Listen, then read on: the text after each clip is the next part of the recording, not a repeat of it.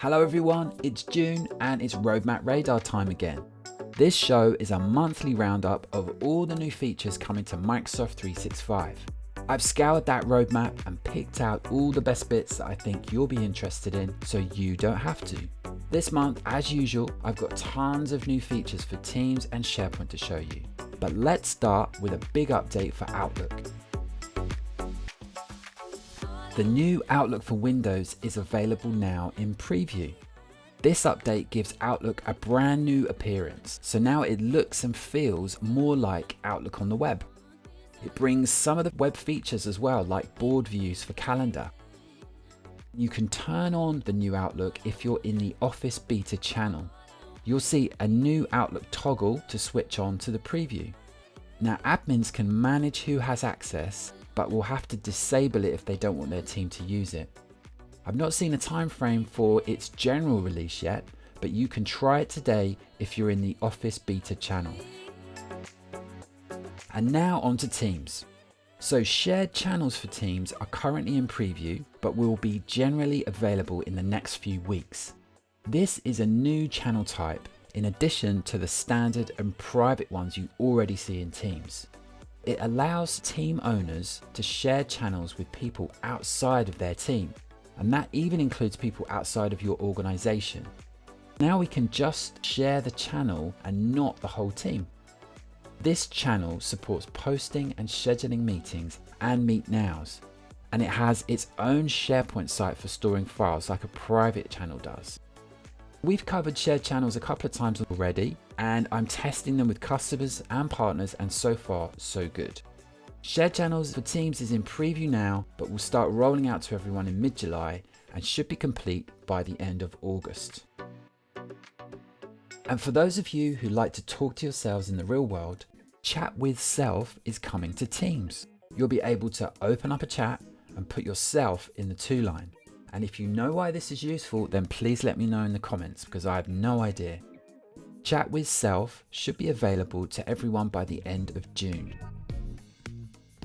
The Teams app on iPad is getting a multitasking update.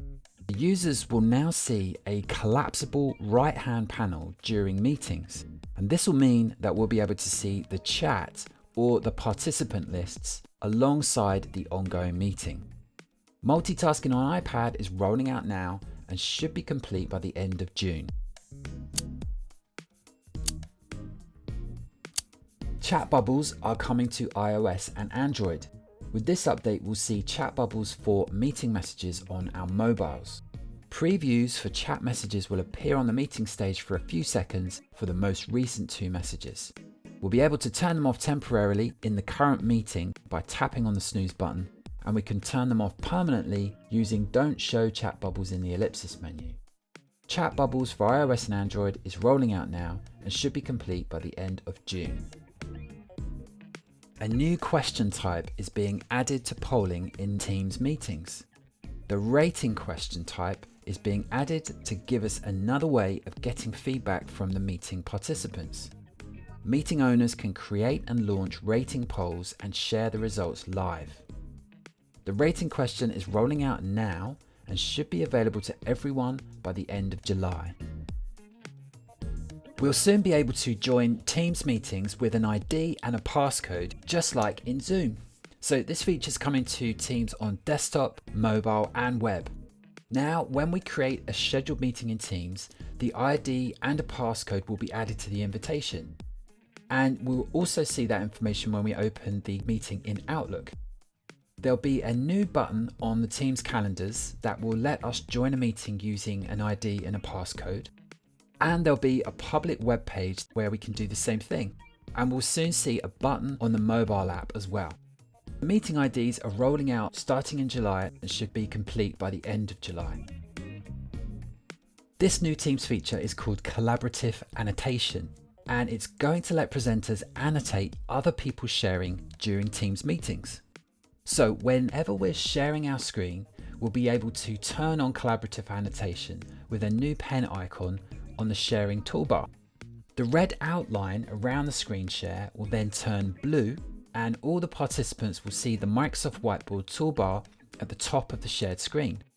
Everyone in the meeting can start annotating the screen with pens in real time, and the sharer can control who can annotate with the settings menu on the toolbar. This feature is rolling out now and should be complete by the end of June. And now on to SharePoint. Stream Classic, as you probably know, is getting ready to be retired, and it's being replaced by what Microsoft calls Stream on SharePoint, which just means all the videos are now stored in SharePoint. During the transition, Microsoft are going to let admins change the behavior of the Stream tile in the app launcher.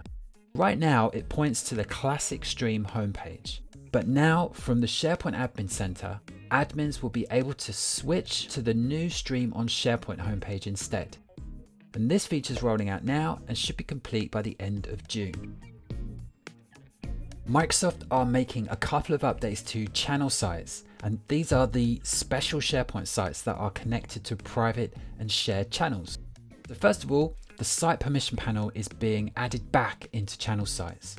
Site permissions will just show the owner the permissions, but not allow them to change them. All changes will still have to be made in the Teams app. Next, channel sites are also getting a simplified layout to make them easier to navigate. There will be labels to show us that they are a channel site, and a link to the parent team site that the channel belongs to. The second update is to adjust the way the theme and navigation work when the team site is connected to a SharePoint hub site. These updates are rolling out now and should be complete by the end of June. This new feature will bring some more Planner integration to SharePoint. Planner tasks will now show up in the activity feed on SharePoint pages. This update is rolling out now and should be complete by the end of July. Okay, so that's all I've got for you this month. If that was useful, then please like the video and subscribe to the channel. Thanks for watching, and I'll see you next time.